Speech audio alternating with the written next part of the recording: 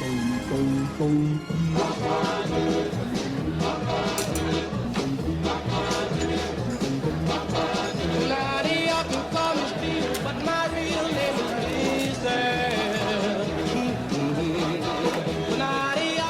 was a glorious time. The wise guys were all over the place. It was before Appalachian and before Crazy Joe decided to take on a boss and start a war. It was when I met the world.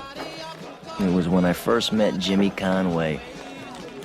He couldn't have been more than 28 or 29 at the time, but he was already a legend. Now, he'd walk in the door and everybody who worked the room just went wild. He'd give the doorman 100 just for opening the door. He'd shove hundreds in the pockets of the dealers and all the guys that ran the games. I mean, the bartender got 100 just for keeping the ice cubes cold. The Irishman is here to take all your guineas money. You want a drink? 7-7.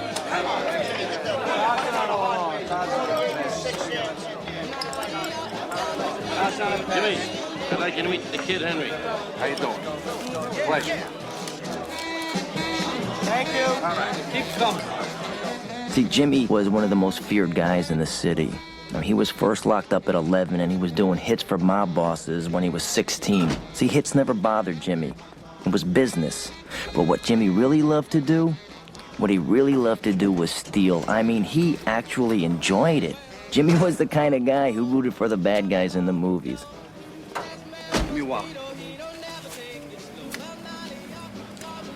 You might know who we are, but we know who you are. Understand? You know, he was one of the city's biggest hijackers of booze, cigarettes, razor blades, shrimp and lobsters. Shrimp and lobsters were best. They went really fast. Thanks. And almost all of them were gimmies. I mean, they just gave it up, no problem. They called him Jimmy the Gent. Tommy, help the lady. Drivers loved them. They used to tip him off about the really good loads, and of course, everybody got a piece. Thanks, Jimmy. I'll be back for the rest later. Okay, see you later.